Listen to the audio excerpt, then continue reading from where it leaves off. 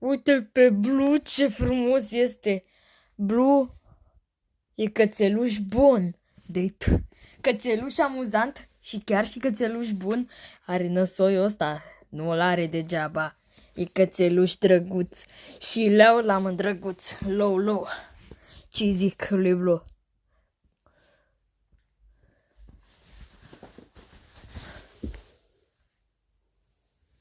Scam!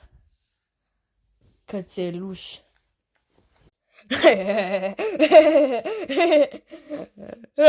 Oh, ce telefon a fost ăla?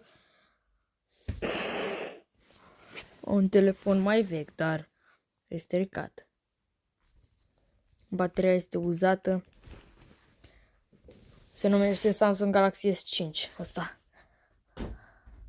De unde a venit, nu știu.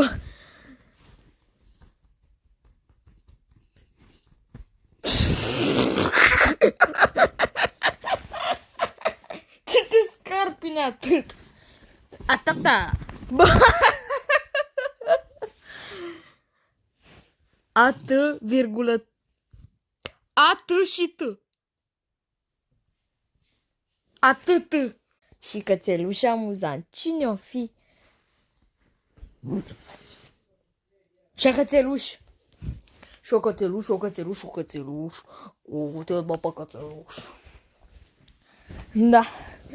Da, când...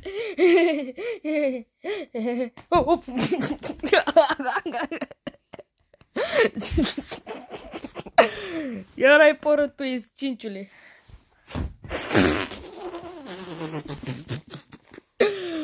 Cățelușul meu bun. Ce amuzant ești. Ce de treabă ești. Fugi be, că m-am vârcat mai sus decât erau. Am făcut un lanț cu accesorii tax. Uite-l. Bă, dar câte scuturi ai? Scrie și Samsung. Dacă cine nu știe. De Samsung. Da. Era playlist de botez. Iată. V-am spus doar că scrie Samsung. Da.